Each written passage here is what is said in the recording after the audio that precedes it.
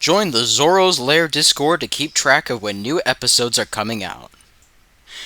Hello, everyone. Welcome to the podcast of Zorro. I am your host, Jack Clock, and these other folks are... let's start with Ari. Hi, I'm Ari, the Nine Tails. Nice to be here. And then now let's start with Evan. You already introduced me, but yeah, I am Evan, and I am here, surprisingly. I didn't think I'd get and this I'm the far. Worm Man. And that is everyone. Alright, so, first topic. Would you want to... Actually, I'm not going to even start that. Alright, everyone, first topic. Guy Williams' birthday. So Guy Williams, he was the original Zorro for the Disney Zorro show back in 1957 to 1959. And on the 14th, it was his 98th birthday. Did he live to see it? No, he passed away in 1989. Oh. Shame. Yeah, it is a shame. I just wanted to wish him a happy belated birthday. There's a lot of Disney Zorro fans out there that would be very appreciative, for us to do this. He's a big part of the Zorro legend. He's one of the most well-known actors to play the character. Right, and it's for us to, pay our respects to him and the people who really appreciate the Disney Zorro. There's at least 5 of them. Oh no, there's dozens of them. There's dozens. I said at least. Yeah. There's not less than 5, that's all I'm saying. Here's the thing, Jack. If this guy is so legendary, why have I never heard of him? If he's so legendary, why isn't he still alive? Oh boy. Alright. But yeah, he may be dead, but happy birthday. And Honestly, all that jazz. I like the Disney Zorro. The thing is, it's like a good foundational Zorro. Like, it doesn't do too much crazy with the character, but it's a good pivot point for all the media that comes afterwards. It really does glue the franchise together, because without Disney Zorro, you wouldn't have all the other ones. You wouldn't have 1975. You wouldn't have 1998. You wouldn't have the new Zorro, the new hacker man Zorro. And especially that new Disney Plus Zorro, but we'll talk about that one later. What's your favorite Zorro? Oh, we'll get into that in the next part. What's your favorite Zorro? Our next topic. Favorite Zorros, yeah. Alright, who wants to start? You. Alright, me, why not? I'll start. Alright, so... And while you talk... so this one is... Alright, see you, man. Alright, so this one is actually going to be pretty unique. It's not a movie, it's not a TV show, it's not a book, or anything like that. It's a comic series. It is the Dynamite Comics 2008 Zorro run, which it ran at least from 2008 all the way to 2011 with its sequel comic Zorro Rides Again. But I'm specifically talking about the run in 2008. Basically, it's an adaptation of the 2004 novel made by Isabel Allende, a famous Chilean author who wrote basically the definitive Zorro origin story. And this comic, almost one-for-one, copies a lot of the origin, but once the origin's done, it goes off and does its own thing. And a lot of it's just this classic Zorro stories in general. It is basically... It goes from one of the best origins of the character to basically a ton of the classic adventures of the character. And then it goes as rogue. Well as and then it goes rogue. It goes off-road. And then it does go rogue. Especially in the 2011 run, when they introduced so many different characters like Lady Zorro and El Galgo. And Black Whip. No, Evan, that's a movie. Honestly, I've never seen the comic, but you're really selling me on it, and I might actually check it out. For me, oh yeah, definitely. It's not a TV show. It's not a movie. It's not a comic. It's not any of those. My favorite Zorro, as much as I would say the 1975 is my favorite Zorro film, it's most certainly not my favorite Zorro. Definitely the cereal. The OG, the cereal. which one of the four? Um, There's at least four the Zorros. second one is Zorro Rides Again, right? The second one's Fighting Legion. Fighting Legion. Yeah, I would have to say Fighting Legion then. Yeah, Fighting Legion's pretty good choice. The first thing is like they're allowed to like get away with a lot more like I wouldn't say clumsiness, but recklessness with Zorro. Like make him not like the master strategy person, but the person where it's like, oh, all the odds are against you because it's a serial. It's that next time you would go there a week later, it's like, oh, the ending of the last is actually pretty not at all what the start of the next one is. But you remember it to be like that because it's a week between. When you watch them all in a row, it's like, hey, no, that's not fair. He was in front of the tracks. He wasn't on the side. Hey, put it back there. Yeah. But that's my favorite Zorro because although I think that's like cheeky, serial marketing stuff, I like that they make Zorro a little bit more reckless and that he's not just like from the beginning a master swordsman. No, he's just someone who really, really wants to get something done. Just really dedicated. Yeah, I'd say that Fighting Legion... I say that all the serials do this well, but Fighting Legion does it the best. It makes Zorro feel more vulnerable. He gets knocked out and, punched and kicked and thrown off a ton of buildings. He almost dies 12 times in a row. Also, the side characters and the sergeants and the villain, they feel a little bit more real because Zorro isn't invincible.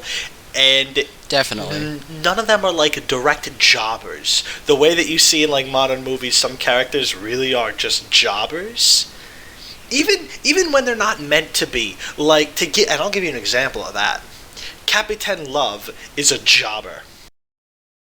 Okay, there is a jobber in Mask of Zorro, but it's not him. He doesn't win a single fight.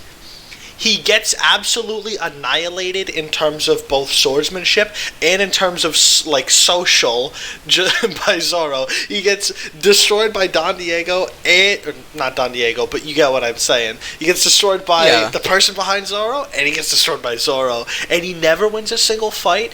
And the most memorable thing he does is he fucking gets his map yoinked, finds out that it happened, and he's like, guards!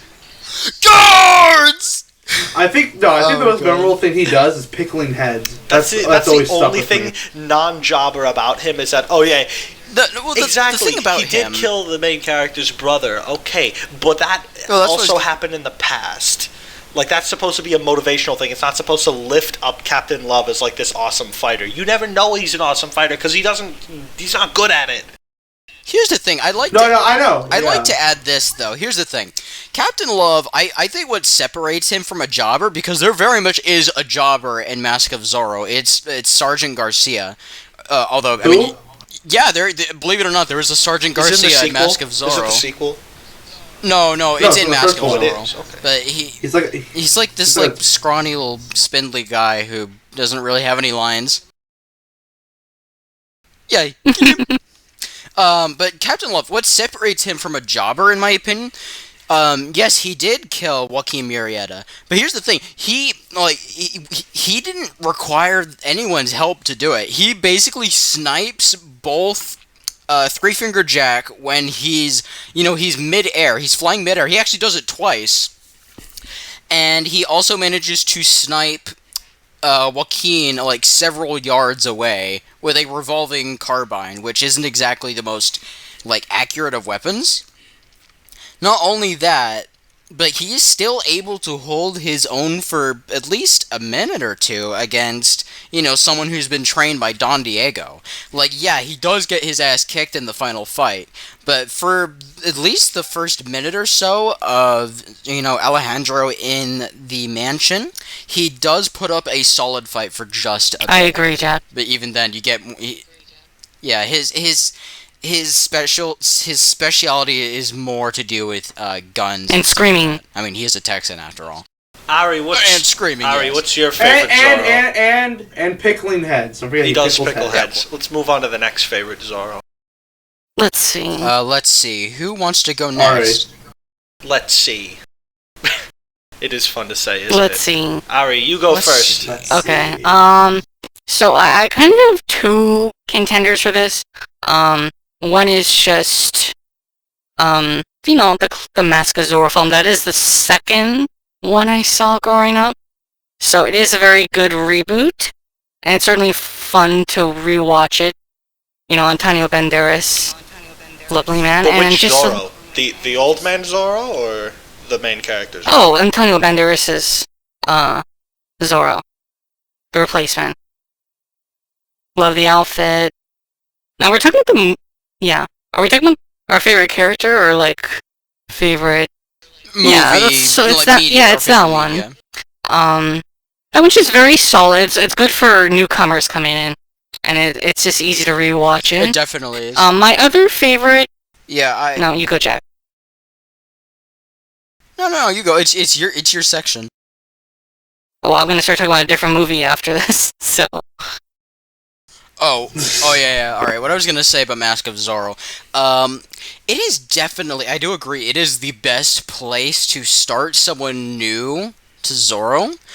The problem with a lot of these, the people who get introduced to Mask of Zorro is that they don't really want to watch any other Zorros, and that's always something you gotta watch out for when you're introducing someone to Zorro. Yes. No, that's a good Another point. thing about sorry to cut you off, but another thing about Mask of Zorro is like most people, it's like Zorro is Zorro or Don Diego de la Vega, and most people don't remember Alejandro Murrieta as like, oh, that's Zorro. When they think Zorro, they think Don Diego. You know what I mean? And that's not the case in It Mask of depends. Zorro.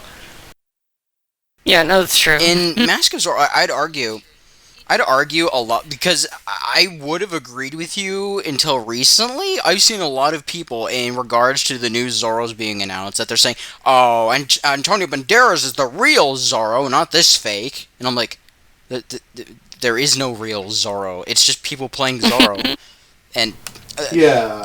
because it's always a thing that some Zorro actors have had a bit of a cult of personality around them, like Guy Williams or Duncan Regeer, but I'd say Antonio Banderas has one as well. And it's with a lot of people who only really know or care about his Zorro, saying that he is the definitive version of Zorro without having much else They're to... back.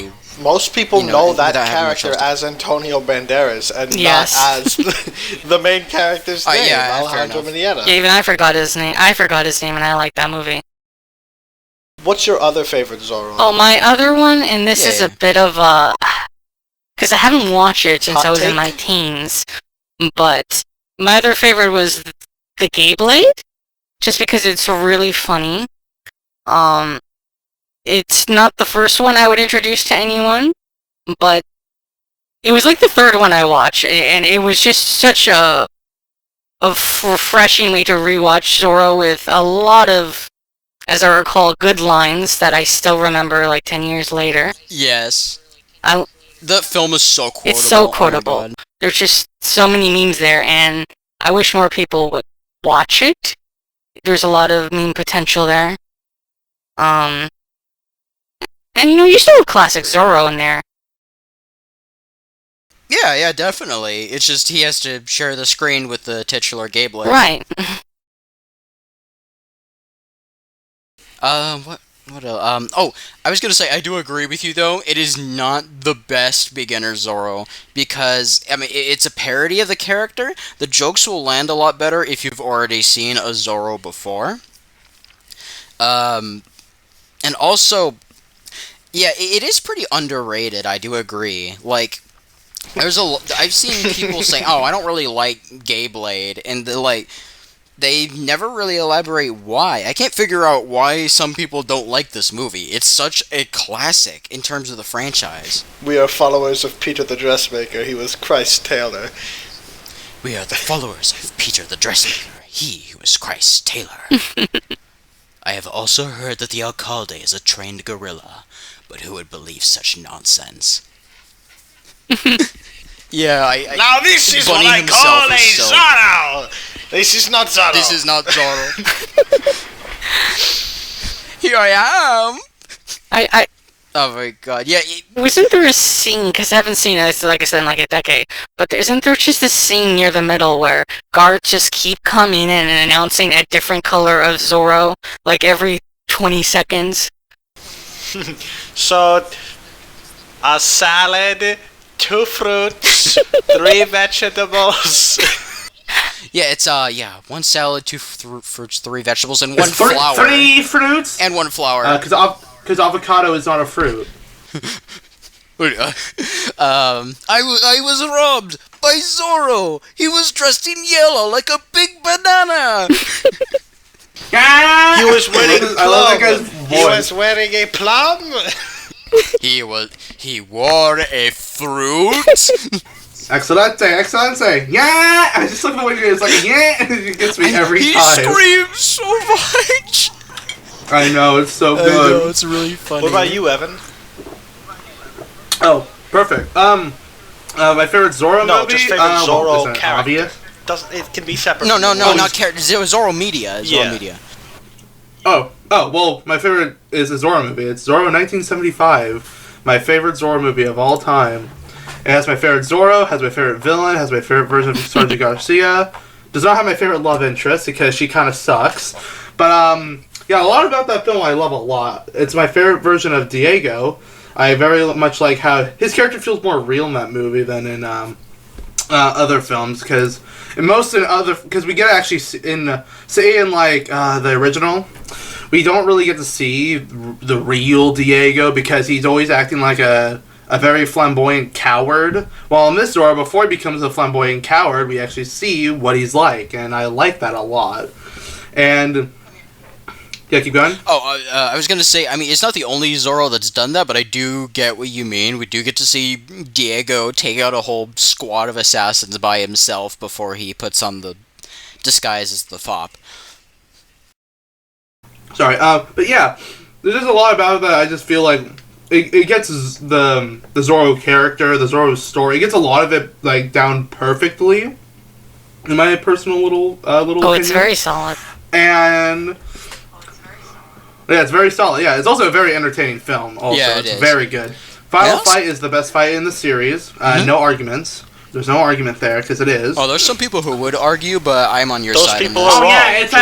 it's that one. Yeah, it's that one fight in the Disney Zorro that we have all seen. Because yeah, people would argue that. Mask of like, Zorro there's does some- have a really good fight. 2 really good fight scenes. Yes. It Yes. does, yes, and the fight I was specifically thinking of that people would But probably none of them like beat say. the final fight for 1975, though. Oh, true. Yeah, I think it's my favorite fight too. I'd say some people would probably say that the better fight is from the Mark of Zorro 1940, but what keeps that from being one of my favorites is that it's just Don Diego. He's not in Zorro garb. Also, it's in black and white. and that Also, sucks. I think my Oh my favorite gosh. part about the 1975 final fight is that it's not just like, oh, this character fights this character and Zorro is winning out because he's clever. It's, you see the 2 characters are pretty evenly matched, and Zorro edges out a little bit more, but as the scenery changes, as they move up, the way that Zorro changes his style, changes his position, and attacks is very meticulous. And with Colonel Huerta, it starts to fall apart a little bit, and you see he gradually, from a very confident fencing standpoint, he's out in the middle, surrounded by the people, and he's just slowly like undressing and smiling, like, "Oh, I'm gonna kill you, Zorro. You're a thorn in my side." And then they get in, and the part where it clicked for me how well the subtext fits in this fight is when he gets the axe. He completely disarmed with his sword. He gets like bashed into like a glass something, and then he's like looking around at the furniture and the decorative pieces, and there's like basically like a fire axe on the wall, and he takes it and he starts There's just a battle axe, yeah. charging into shit and breaking everything. Yeah. And I was like, Yeah. that is, you don't need to utter a single word about that. No one needs to be on the sidelines saying, "Oh, Colonel Huerta seems to have lost his footing. pudding. No, we see that, and the acting, the Yeah. blocking and staging, and the choreography, and everything, so good. Yeah. Yeah. I like to add, by the way, the room was like a medieval armory kind of thing. He was smashed into a glass case full of the kinds of weapons and stuff that he used. Well, no, yeah, Very much you so. are so right. The film communicates so much with almost no dialogue in that Yeah. specific fight, and it's top tier Zorro swashbuckling. That's why it's perfect in every way. Well, Well, no. There's no argument there. okay, fine. We'll save that for future episodes. Also, the 1975 Zorro film is one of the few that you can watch in China, apparently. Yeah. It was the Yeah. first. Like, it's so funny to me that, like, Star Wars couldn't make it past the Communist Party censors. But this little film that was a collaboration And it was adapted, between too. French and Spanish filmmakers. It was adapted. Yeah, Like, they made Zorro a communist in it. they made a lot of That's probably why they said, "Oh yeah, we will allow this," because they could twist it yeah. into communist propaganda. Yeah, because I've talked to a few people online from China who've said that they know that film. That's why they know Zorro. And I just thought that was so cool. It's also popular in Japan too. Oh, wow. It had a premiere in Japan, and there's a bunch of Japanese posters for the film as well. All right. So I think are we done Yeah. talking about favorite Zorros here? Yeah. I'd say let's move to. So, all right. So, to the audience, what we're gonna do every episode is one of our topics is gonna be highlighting a specific Zorro media. It could be a movie, a show, a book, a comic. Hopefully a not Pez a dispenser. book, because I'm illiterate. I'm not reading. I mean, there's always audiobooks. Not listening. I'm watching. I'm only watching. All right. I refuse any sort of literature that does not appeal to me. Unless Okay. it is look at me phone. Meaning, I'm not reading or listening. No, to I Zorro. do. I've Okay. actually read one of the Zorro books. Are they good? I don't remember it being all that good. Older now. It was. I think it was like. Pretty sure it was old because I was not the one who bought it. It was. I think it was like obviously we were talking about like this is the book that's like the original lore for it, and I'm like, but obviously that's more, Curse of no, Capistrano. but that's like new. The original book is Curse of Capistrano, which I've not read, but yeah, I've seen. I think it was like Old Caballero. no. It was I want to say it's more of a new book.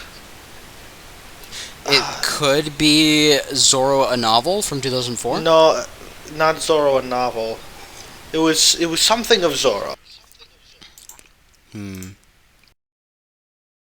Zorro. Tales of Zorro, and- Oh, it could be Zorro, the Daring Escapades, or there. I think there was a thing called the Tales of Zorro. I gotta look that up. It was Yeah, it was like- it was like an anthology. Yeah, well, series. exactly. Yeah, exactly. Oh yeah, I still want to read one of those. I haven't done it yet because I'm lazy. But I have the newest one from 2020. See, Well, according to Worm, they're bad. before so you don't read converted them. me to Zorroism, I've had that book, and I've never read it. And then, as I started getting into Zorro, I was watching the movies and TV shows, Generation Z, and I was like, maybe I ought to give the book a shot, and I did, and I kind of regretted it. Oh, Is that's the a Curse shame. of Capistrano book good? Yes. Better than the movie, right? Like which The movie Curse of are you thinking Capistrano of? movie. The original. Oh, you mean like there is no movie called The Curse of Capistrano. There is not a movie. You think I of thought there was. It's called Bold Caballero. The Bold Bold Caballero Caballero is has the one we nothing to make do fun with of. That's the one we make fun of. Yeah, I thought there was that's the also one- a that's movie the one. called Curse of Capistrano. No, the movie it was Mark adapted of to Zorro. was Mark of Zorro 1920, which is the topic of our is the subject of our next topic. Oh yeah, oh yeah, oh yeah. All right. So, the Mark of Zorro 1920. I believe everyone here has seen it, right? Now. Yeah. Yeah, I watched it with you a while ago. Rewatching it last night. You too. had a movie night one Um, time where you played it, and I only watched like the first half, and then I had to leave. I finished the rest on my own. All right. All right. So is everyone pretty confident that they can like Very much so. talk about Remember it? it? I can, and I think one of the things that we need to discuss right from the beginning is how much like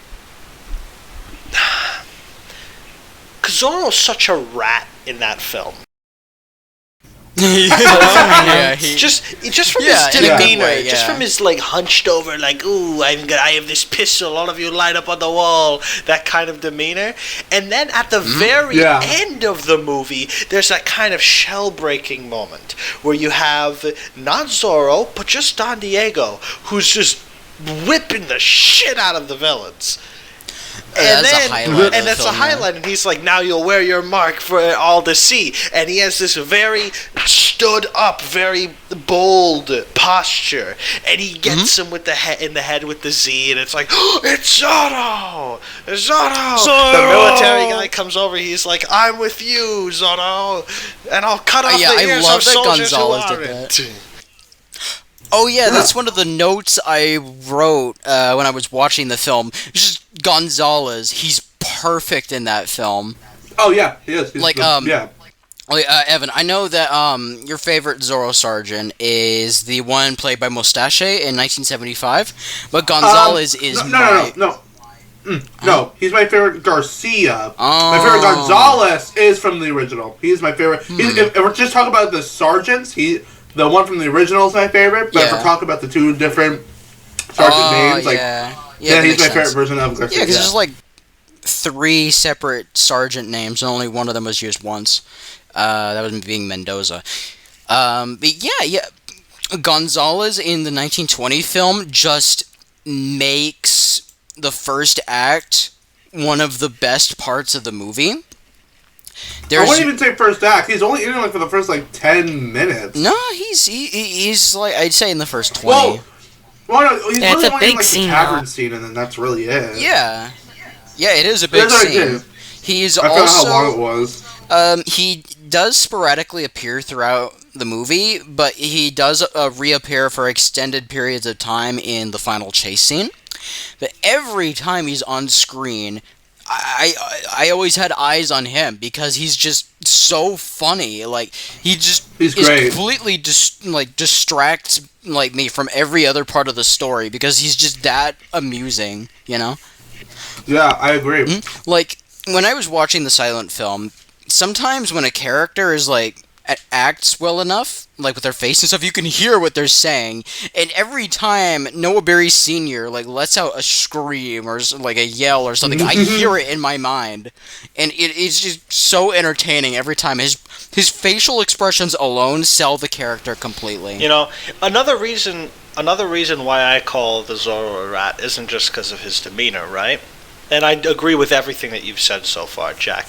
But I do want of to course. point out that, like, in terms of his fighting style, it's not like the glorious type of Zorro fencing. You know, he does have a gun. He's not Batman. He uses a gun if he needs to. He uses explosives if he needs to. He's Just a like camper. Batman.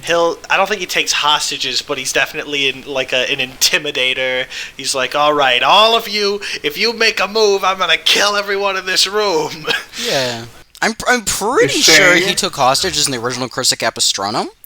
Now the He's movie, a rat. just like He the fights villain. like a rat, and I think it's Yeah. fine because he's supposed to be a little bit more of like this Yeah. mysterious highwayman, more than like a Yeah. chivalrous knight, and that was the the groundbreaking part of the original 1920s Zorro, and from there they build Definitely. onto it.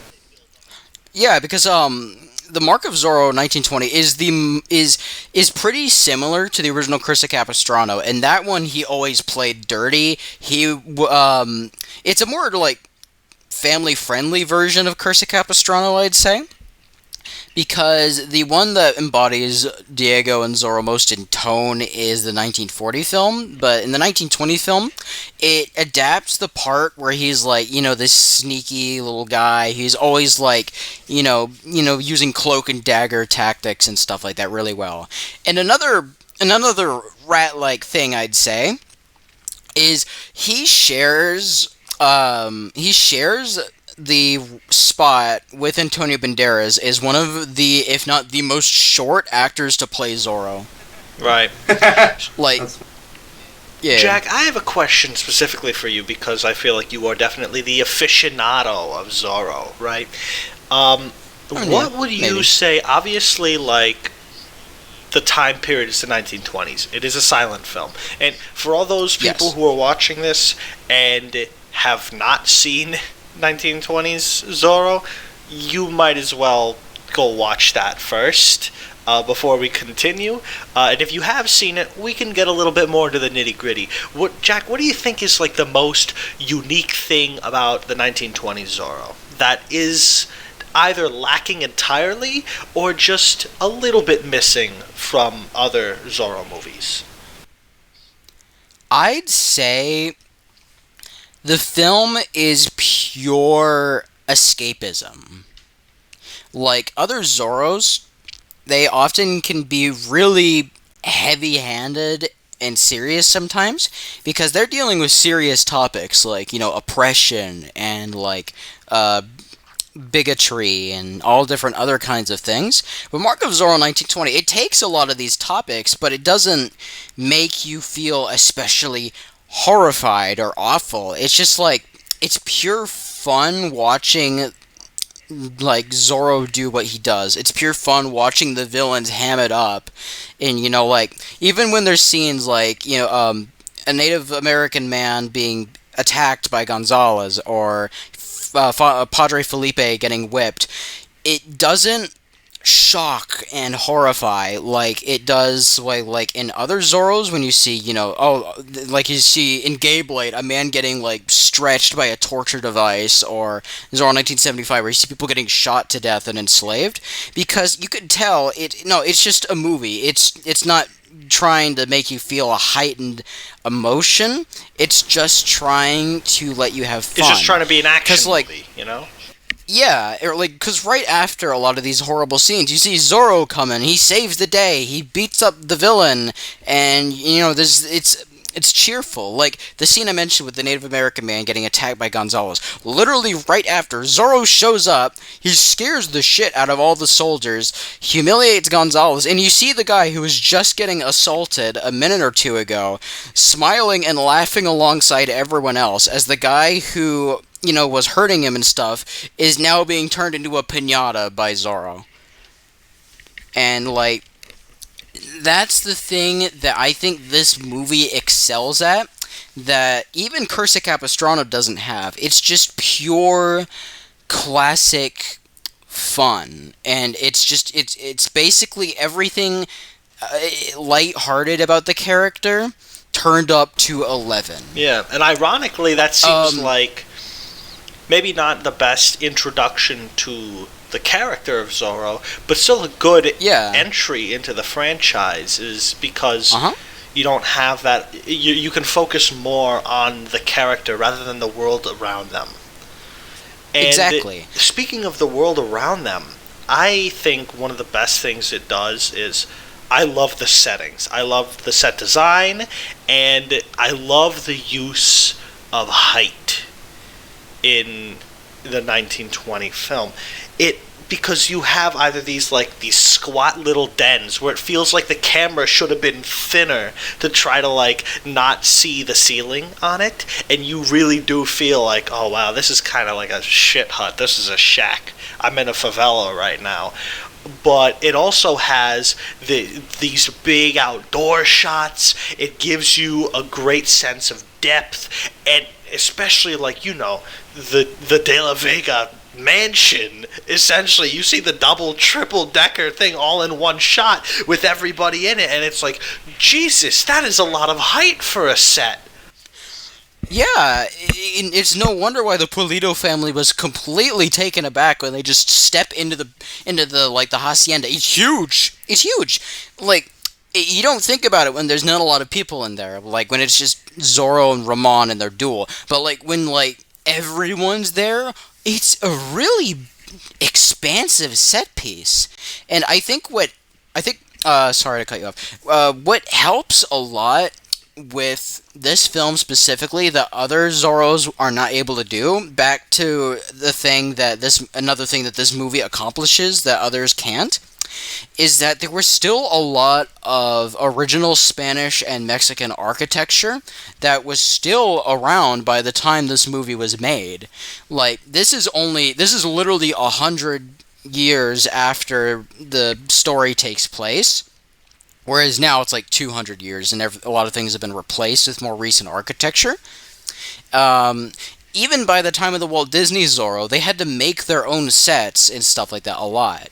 And you can tell there are good sets in Disney Zorro, but you can still tell that they're sets. But it really feels like this is a world that people live in all the time in the silent film, because for all intents and purposes, it was a world that people lived in, and it's just so special. Another thing is when you have that kind of majesty to your sets, you don't have to do too much work to get your audience to suspend their disbelief for some scenes, especially if they're stunts.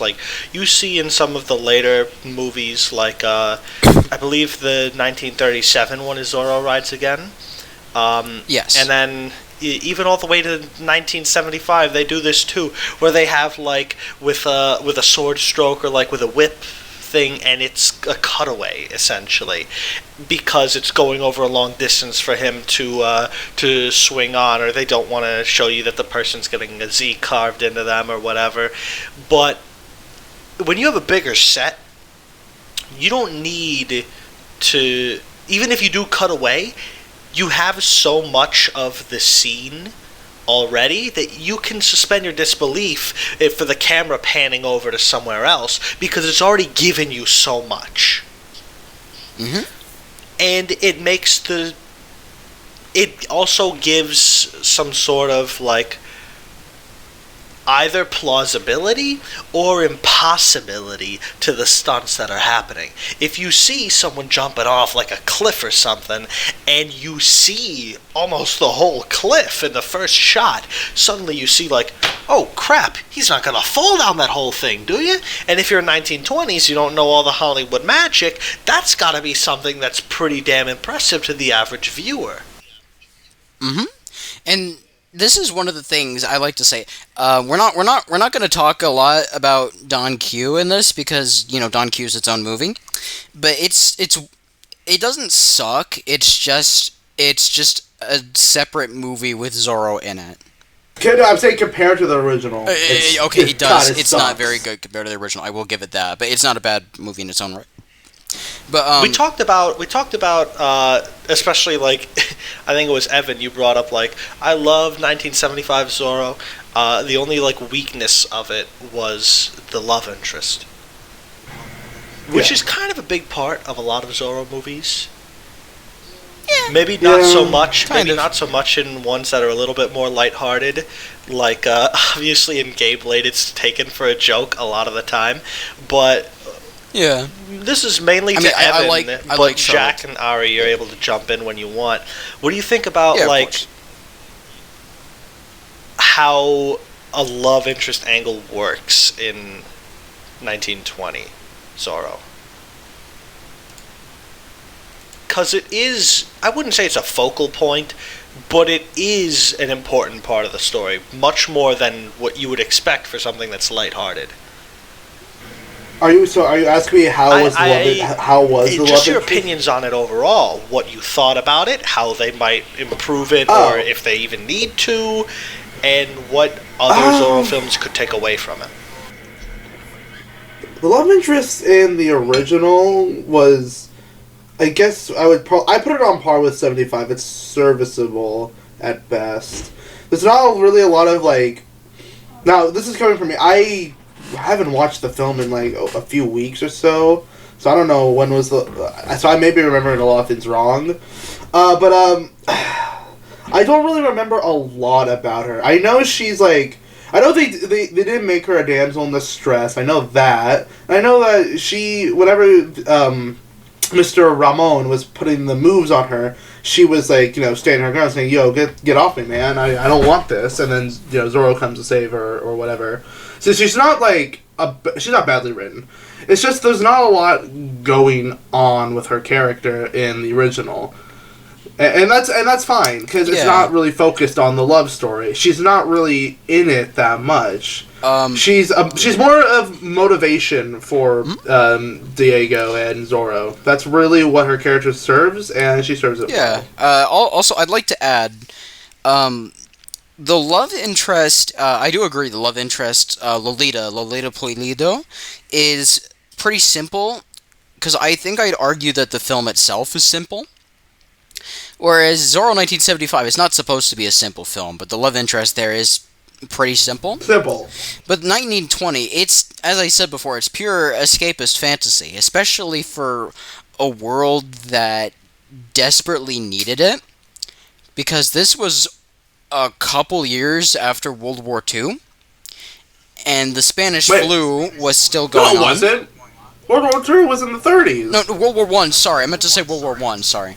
Yeah, you almost got them Kaiser boos upset, or whatever they're called. Maybe I should say it came out during World War II then. Alright, but also the Spanish flu and a lot of other crises.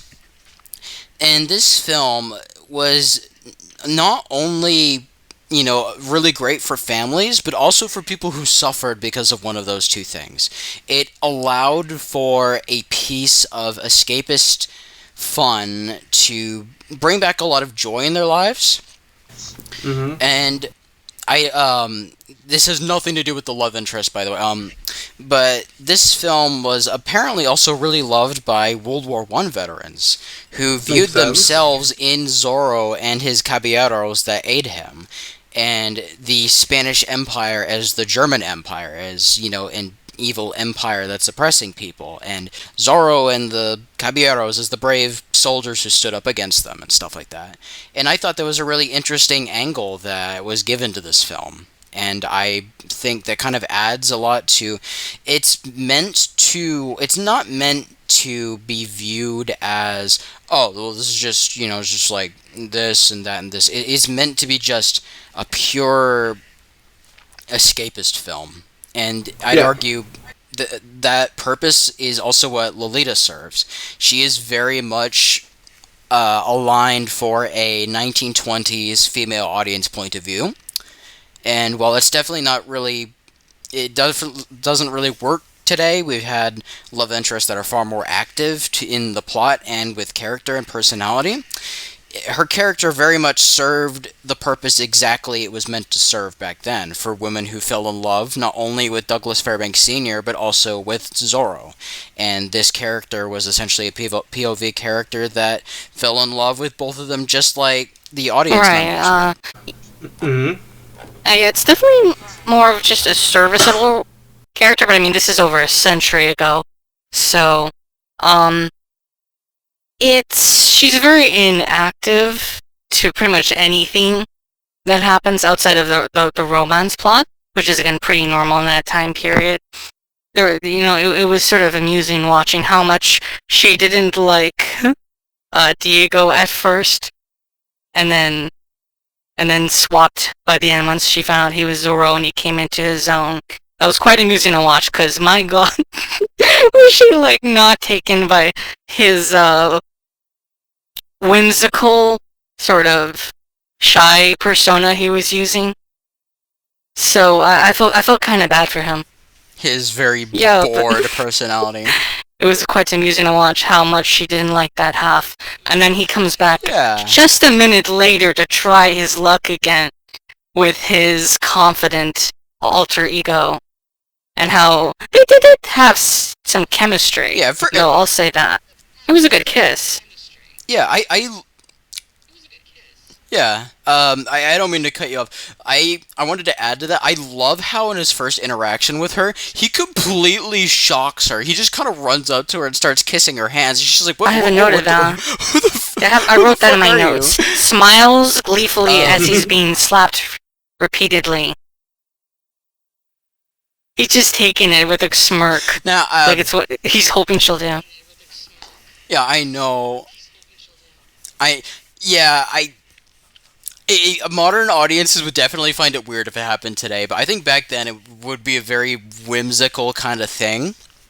And I still think it's really funny even today, as with a lot of the jokes in the movie. The movie aged very well for the most part.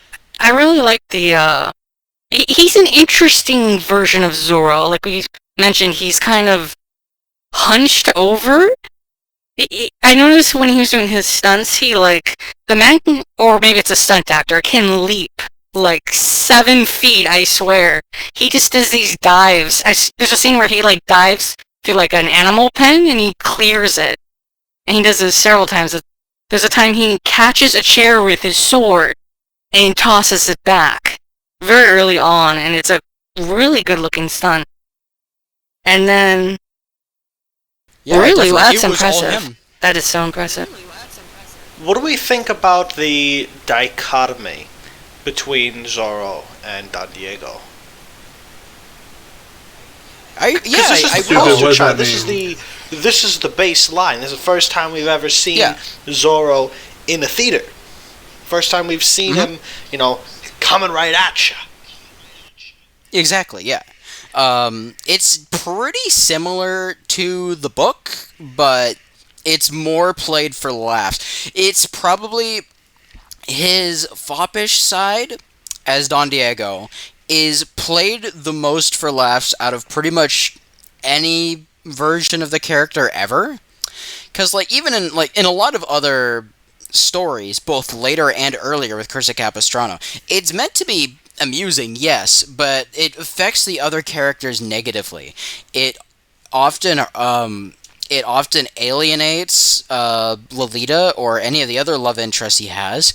It frustrates Don Alejandro and often makes him feel like he failed his son. In The Mark of Zorro 1940, it breaks his mother's heart, and he has to specifically tell her that, oh, no, not all of this is real. Don't worry, everything will turn out just fine. He has to specifically say that to her in order to cheer her up. And it basically, his only positive relationship he's even allowed to have in a lot of these stories is with a guy who is actively trying to kill him for a reward. But the person who is, in some cases he has a Paco Pico or a Bernardo, and then he can kind of be his own self. But with Bernardo, yeah, Bernardo's the only one who knows his secret, but Paco Pico's a villain, by the way. But yeah, Bernardo and other servant-type characters are the only people he's allowed to really open up to. But Bernardo is more like a family member. I more mean connections he's able to make with people outside of his inner circle. He's not really allowed to make a lot of friends. A lot of people make fun of him. He's not able to really get a date or anything like that because a lot of women just can't stand him unless he takes off the I'm mask a little bad for him bit. because of that. I mean, it wasn't that bad. Yeah. I liked how he was, every time he would do these antics, and they were interesting antics. They weren't like the other foppish versions I've seen, because he was always doing stuff with his handkerchief, or he was, doing shadow puppets, even when no one's around. Yeah. And, yeah. Yeah. Oh, those parts are definitely part of his character as a whole, but, I more mean like when he's just bored, like, oh yes, I'll have someone play music for you or whatever. Yeah, like a lot of other films, it's portrayed as something very difficult for Diego to do. Not difficult for him to pull off, but difficult for him to actually do because Right. it alienates a lot of people around him and it makes him feel bad. But in He Marco does. Zorro 1920, he enjoys Every being time he bored. does He's it, doing he has this all little for a sly grin laugh. on his face, and no one seems to really notice it. Yeah, you can tell. You can tell He the little does. bastard likes doing this. He loves playing everyone, including the people he cares about, just for him to pull the mask off and surprise everyone. Whereas other Yeah. Zorros, they're like, oh no, I have to lie to everyone I care about so I can protect them. With Don Diego here, he's making sure he has the most fun time being Zorro until he has to eventually take off the mask and return to reality. And that honestly does tie into the film itself. It's an opportunity to just have fun, and just to purely have fun until the mask pulls off and you leave the theater. Yeah. Anything else anyone would like to add? Not- If not, I have a bunch of notes not here. in particular. Yeah. Let's see. There is- What should I talk about? Oh, yeah. The outfit. How about the outfit? What's your guys' opinion on the outfit? It's okay. Once again, I think it ties in a little bit to the whole underdog rat-like look. Definitely, yeah. I would argue it's.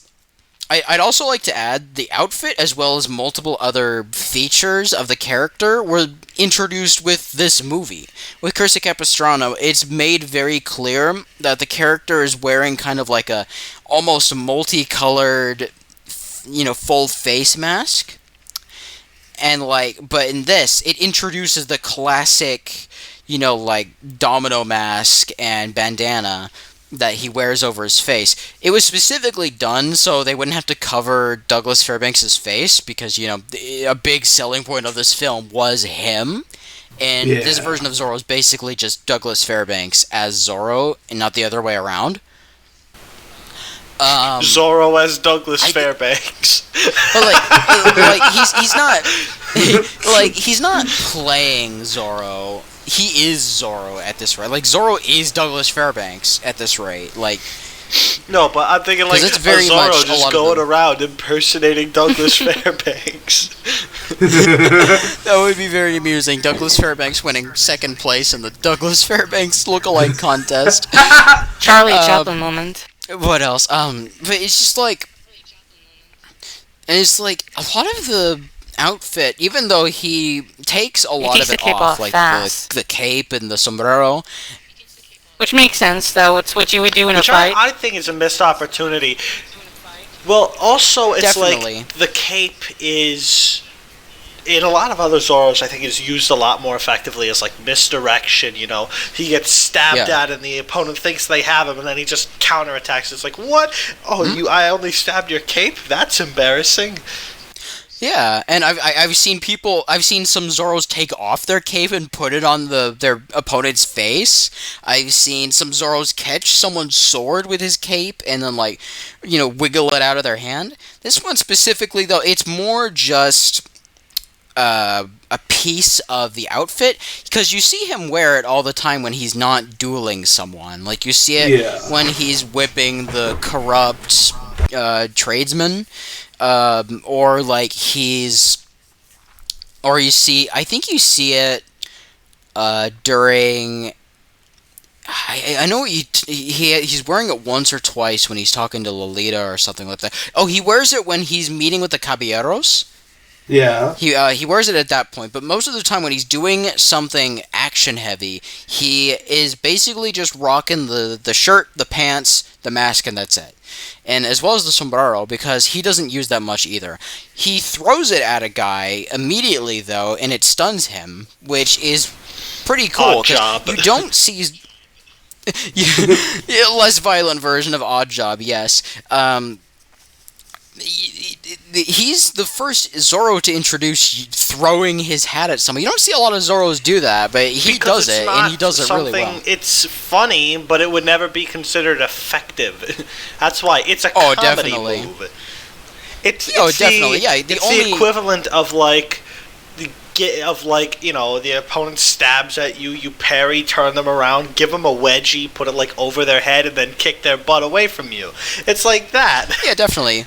That's why the only other usage I can think of using a hat as a weapon is in The Legend of Zorro, which is very much a comedic film like this movie, but less Exactly. successful. Right, I think the outfit is, oh, I respect it for introducing the concept. I don't think it's as flattering looking to the actors as, Definitely. say, the Mask of Zorro or the 1975 film outfits are. This one is kind of... Yeah, definitely. You first. It's Yeah. shown its age a little. I'll It's shown give its it age, this I'd say. though. In any scene where it's like supposed to be dark, it does look a lot better Oh yeah, that's true. than I'll when it's give it light this. out. The tight pants Because when it's are... light out, it's like, oh, I could just see your stupid little rat pencil mustached face hunched over there with like a stick of dynamite in his hand. He's quite the scamp. Yeah. I do like the tight pants, though. The tight pants are nice, for personal reasons. Yeah. I would say though that the outfit, the 1920 outfit, was perfected 20 years later in 1940. It's not a movie I've shown you guys a lot because I don't exactly have it, but That's blasphemy. listen. The last time I tried to order Damn. a copy online, it never came. So We'll order it again. yeah, I'll order it again after I get my paycheck. Don't worry. But the movie, the 1940 movie, while it is nothing like the 1920 in plot, very much echoes it a lot in different ways, but especially the outfit. You can tell the 1940 outfit is a perfection of the 1920 outfit, and it's also the inspiration of the Walt Disney outfit. So it's basically, the original outfit is 1 degree of separation away from Walt Disney. And Walt Disney is what inspired a lot of other Zorro outfits. So it's just like every single Zorro outfit you will ever see past 1920 can directly trace its lineage back to this one, and not the original source material, which is so interesting. It'd be like if I'm trying to think of a proper. I don't think you can get a good explanation. analogy for No, that. just to be imagine a honest. comic book movie where Yeah. it I'd also completely became famous for movie look alone.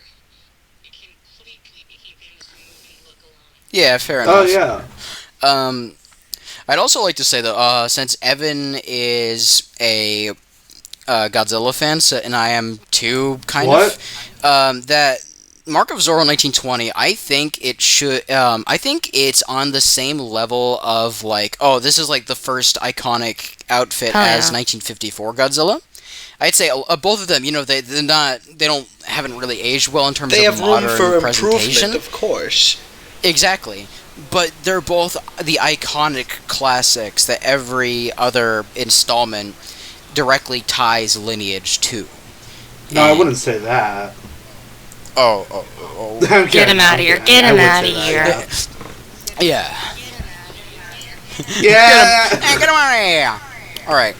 I'll let's tell you, see. 75 is the classic. Is the classic Zorro. I never I want to honestly remember want that. to talk about, just real quick, before we finish up here, I want to talk about real Yeah. quick just one other thing. And I quickly Totally. talked about it a little bit.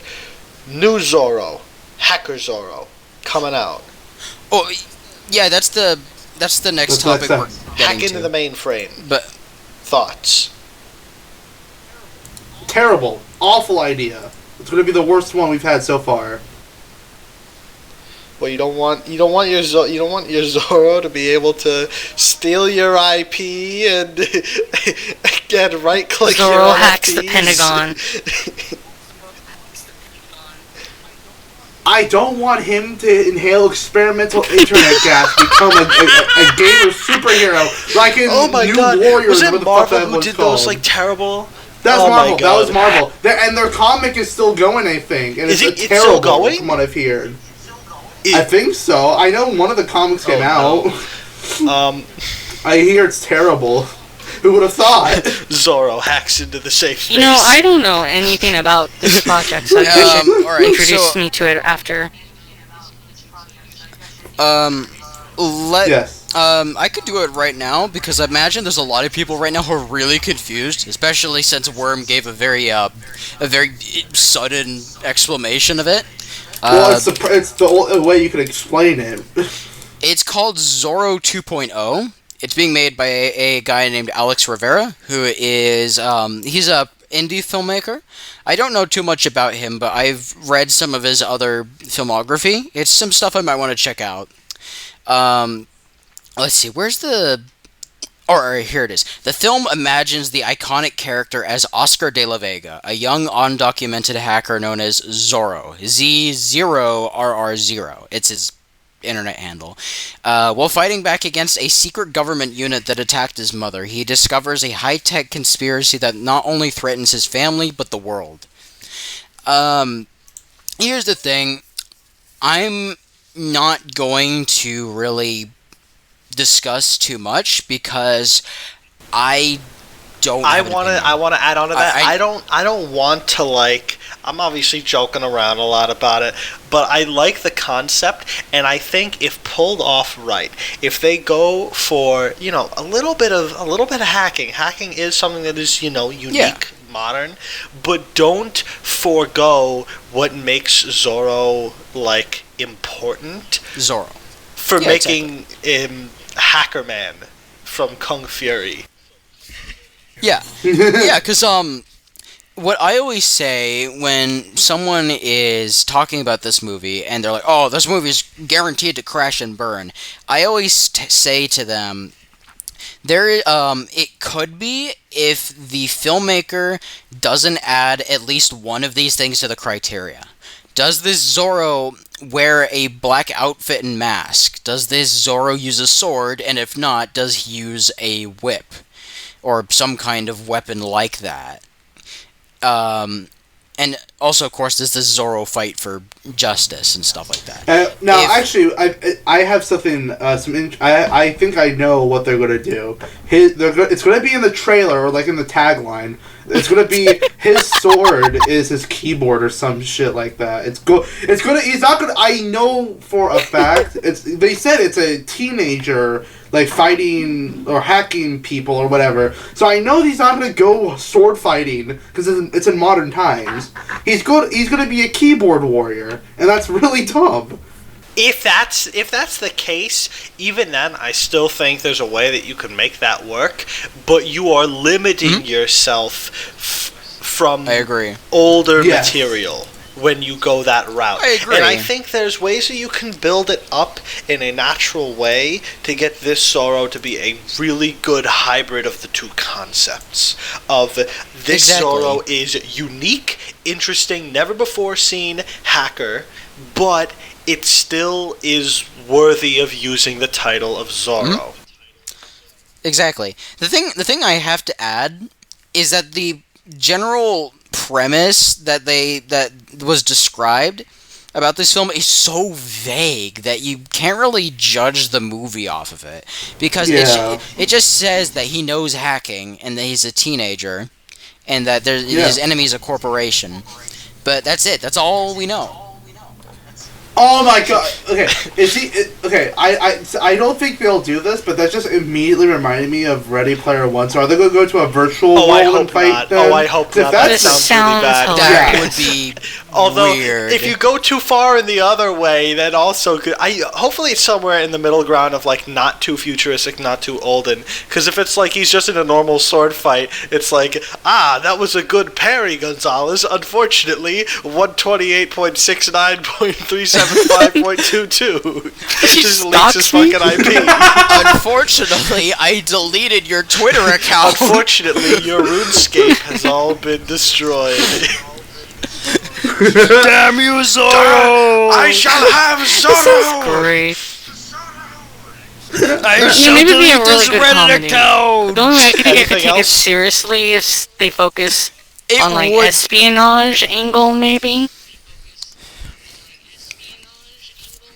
Yeah, like, and the thing is that this Zorro is supposedly a De La Vega, so, I mean, there has to be something that is, with a bit of swashbuckling action, because, like, I would have probably had less faith in the film if he wasn't a De La Vega. Because not every Zorro has to star a De La Vega, of course, but, like, it at least assures me in this specific one that there might be some high action involved, and it's not just a kid sitting at a computer and stealing cryptocurrency or whatever. But that's the problem with the idea. Okay, it's not. This could, like, everything you said could be true. The That problem worries is me. they mention that he's a teenager. What the fuck is a teenager going to do in a fight? I think you can make them decent at fighting and also relatively like fun and quippy and just natural. Exactly.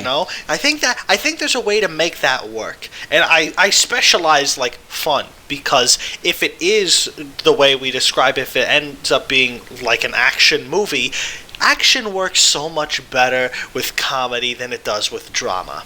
It just does. Exactly. Yeah. I was gonna say though, a lot of the recent Zorros have had a teenage Zorro in it. Really? And especially, the 2008 run. He was in the original 2004 comics, book, yeah. the comics, the books, the Zorro the Chronicles cartoon Generation show. Z. All of these have Zorro. Yeah, all of these have Zorros who are like 15 years old. That just sounds odd to me. But it still And even works. if he is a little And bit I'm- older, if it works, movies, even if he is a little bit older than like a teenager, he still acts like kind of irresponsible, living with his, living off of his father essentially, but still Exactly. in the shadows has the mantle passed to him and is actually really deep into his craft and emotionally mature than what he perceives in real life. Mm-hmm. Yeah, and especially Alejandro Murrieta, he's pretty young too, because he'd be in his early mid-20s. Same thing with Diego and Cursa Capistrano. It has a lot stacked against it, but I mean, it can work. Yeah. It can work. But I have very, very low expectations. Alright, I think that's it for Zorro 2.0, The name's but there are other hilarious. projects. Also, that name sounds So if you terrible. think it's Spider-Man I could've 2.1. It just- is just not bring the it up. best name. It's like saying, oh yeah, this is the best Zorro because he's an upgrade. It reminds no. me... Yeah, it reminds me of that one Zorro play that if you look up in this Discord... if you look up in this Discord in the news section, if you look up closely to the pinned messages, you'll find my reaction to it. It's not only it was an internet play called Zorro X2, and it had a very similar problem.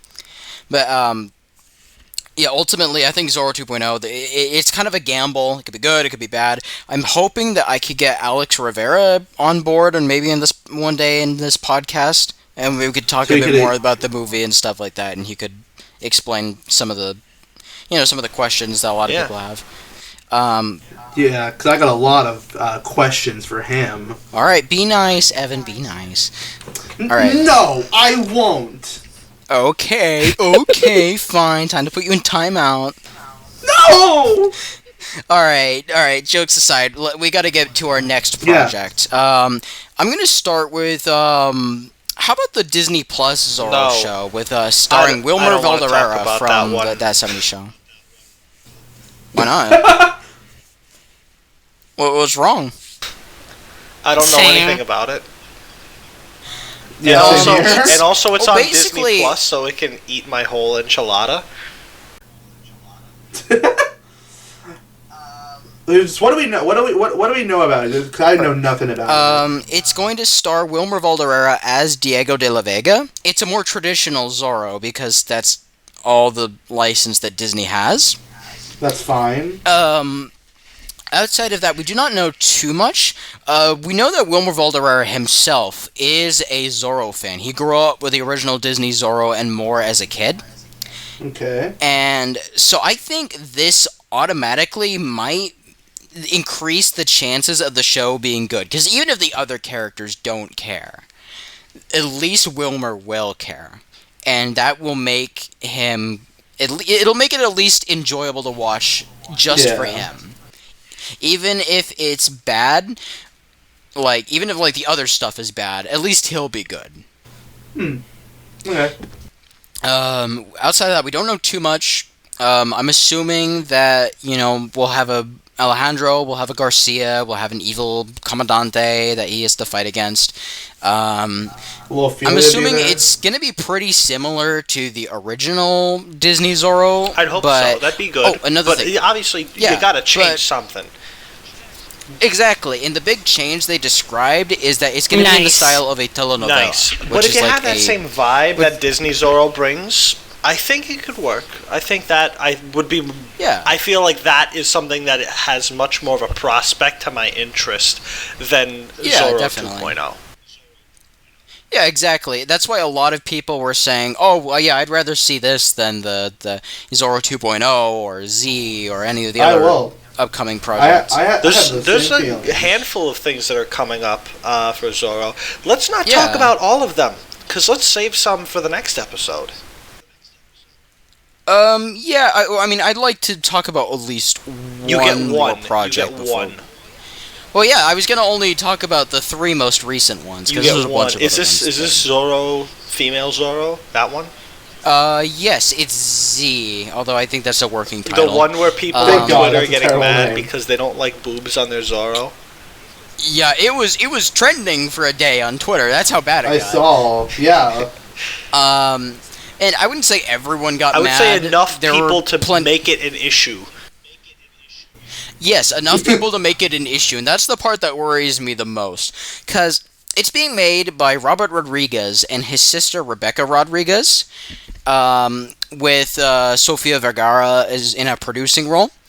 I think it'll be good. I don't have as much faith in it as I do with, say, the new Disney Zorro, but I do have faith that Robert Rodriguez can, pull off the Zorro style. A lot of people, though, they don't share my positivity, and I've noticed that there's a lot of people who've been very angry about the show are typically people who are kind of out of the loop when it comes to Zorro. Like, a lot of people who don't know much else about Zorro. I'm not saying that this makes people's criticisms invalid or whatever. I understand if you're going to be worried about the show because it's being made on the CW. I mean, that does raise a red flag.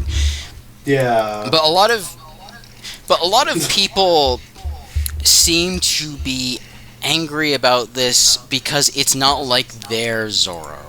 It's not, it's not Disney Zorro. It's not Antonio Banderas Zorro. It's not this. It's not that. You know what I think would be way more interesting, because you gotta have a lot of the one of the biggest parts about Zorro. It's the same with the biggest parts about Batman is how the character behaves more as Don Diego rather than as Zorro. Because Zorro is pretty set in stone, where you can mess around with a little bit as how Don Diego, but even then, the personality is very set in stone. That there is that split, and they have that meeting point where they are technically fighting for the same goal because they're the same person, but they have two vastly different approaches as the same person, and that makes it difficult to distinguish that Zorro is this person, because they act totally different.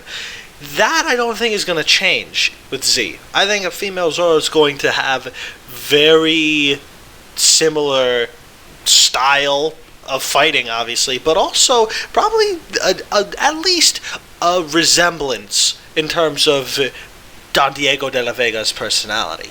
What I would do if I was a writer and I was like, okay, if I'm paid to gender bend someone for the sake of the story, or even if I wasn't, even if I wanted to come up with a really good story, make the villain Make the villain the woman. Women are and evil. Here's the reason why.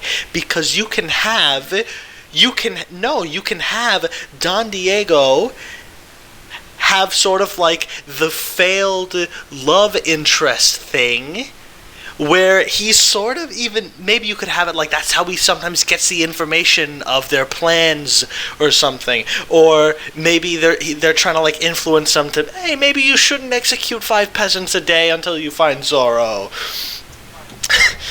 But you have that where they're friendly and he's trying not to blow cover, and then you have him as Zorro, and there's a complete difference of how they interact, which is still reminiscent of normal Zorro, where Don Diego is very chummy with the sergeants and with the corporals and with the, I guess, with the alcalde or whoever's in charge, you know? But then Zorro certainly isn't. They're still chummy in the way that they'll have friendly banter while they fight, but they're trying to kill each other, or at least one's trying to kill Zorro. Yeah. I'd also like to add, the idea of this new Zorro being female was not a studio idea. It was the idea of Robert and Rebecca Rodriguez themselves. It's part of the premise. Aren't they I a just part of the hope that studio? they do more with it than just that, because there is a lot of good. You have to dig for it, because unfortunately when you do that, a lot of the ideas where people say like, oh, you know, the story just writes itself, a lot of those ideas are kind of worn out at this point. So you got to dig deep in that bag of creativity and pull out something really stark and really new and captivating. But it can't, it needs to feel like there was a reason for making Zorro a female for a storytelling purpose rather than just doing it for that purpose. It needs to feel like there is something to be gained by the watcher or by the person who is taking in the media than just that. Because I'm sure you could write a way better like background story, motivation, and have better fight scenes if you take the time to dig into that bag. The thing is, like a lot of people who have been mad are acting like they're replacing Diego de la Vega with this new female Zorro. That's we'll never not get true at all. Diego again. He's been taken over. By women! Nah! They're breasted savages. Replacing male characters is the only thing they know. It's their way. Savages, barely even human. Savages. The level of overreaction that people have had to this show, like, I understand if you're going to be worried about, like, it being the CW. They've not had the best track record, but there's a lot of people who are like, no, Zorro's always been a man. Jack, they don't give a shit. I'll be honest, I don't even think it has to do with that. If they gave a shit about, like, what the quality of a Zorro would happen from the choices, there'd be much more people talking about Zorro 2.0 rather than Z, because Z seems to be a lot more promising, just based on what I've seen. Yeah, I do agree. Yeah, I agree, because Z, number one, is being made by, like, you know, veteran El Clasico film and TV maker. Yeah, El Clasico, see. I mean, like, it's really hard to not like a lot of Robert Rodriguez's catalog, and but meanwhile, Alex Rivera. No offense to Alex Rivera, but he's not like this. You know, he's not on the level of Robert Rodriguez. He's still very much like indie and stuff like that. And I think a lot of more people have more. I think if there wasn't the whole quote unquote controversy about Boob Zorro. I think more people would be focused on actually liking Z instead of getting mad at both Z and Zorro 2.0. Because the thing is, I notice a lot of the people who are angry about Z, they're not Zorro fans. And I'm not saying this is gatekeeping. I'm saying people who genuinely don't care about Zorro. They're reactionary types. They react to news Zorro and just constantly. left it at that. Generates clicks and views. Exactly. it's just people being reactionary. It's not people who are genuinely trying to defend the franchise or whatever. Because I remember there was a prominent guy in like this, the reactionary online fandom menace community. He's like, well, you see, I don't really care about Zorro anyways, but this is still really awful and really cringe and really horrible. I hope it crashes and burns. And I'm like, why? If you don't care about Zorro, then why are you getting so worked up about a franchise you don't care about? Well, die-hard fans of the franchise, like, Ari and I, are, like, starving for new content, because I noticed all the people who have said positive things about Z, and even Zorro 2.0, are people who are genuinely invested in this franchise and would just love to see another Zorro, period. It's why you don't see me getting really, getting a really extreme or like strong opinion on stuff like Zorro 2.0 or anything, because at this rate, if it's even resembles Zorro at all, chances are I'll enjoy it because I'm just that loyal to the franchise, and there's Right, other and people we like need me that new I've seen who content. We think the just same need way. it to, if we want other projects ever to take off. Yes. Yes, inject that Zorro shit into my bloodstream. Like, come on. From like I just said a marketing standpoint, but also from like, Yeah. I guess a lore-wise, I think another good thing they did with Z is they tried to distance a little bit from the original story. Obviously, you have a new character, Yeah. not trying to ham-fist that character into already established lore. That's another good thing that I like. Yeah. That it's like it's not specifically ingrained in the franchise. It's something they're doing, something that's a little bit newer. I wouldn't call it experimental, but I would say that it's like, at the very least, like it's a sister franchise. Mhm. It's that I think is one of the best ideas of it, is that you don't want to, and it goes both ways. You don't want to take the original story and just add something that wasn't there before. Otherwise, what do you call yourself except for oh my God, who's the person who made Harry Potter? J.K. J.K. Rowling. Yeah, I Rowling. biffed that joke so hard because I forgot the freaking name. It's okay. Don't worry, I understand But what also, you're going for. you don't have the new character bogged down by what has to be from the original. You're allowed to branch out a little bit more and go a little more wild with your ideas because you're not held down by the standard of being inside of an established franchise. Mm-hmm. Yeah. Not to mention, there's already been other female Zorros too. Like, this is No, not this is the first. time, and I'm not even counting Zorro's Black Web. There's been multiple, lady Zorros and all different kinds of stuff, like the Daughters of Zorro, which I have a translation of. I'm going to be translating it soon, and all different other kinds of stuff. And like, Zorro has always been more than just the scope of one person, and I think some people who did not get very far into the franchise do not realize that, and that's why they're mad. Sorry, I can only watch if Zorro has a dick. Sorry. I see. Yeah. Yeah, no boobs. I'm sorry. I hate women. I'm sorry.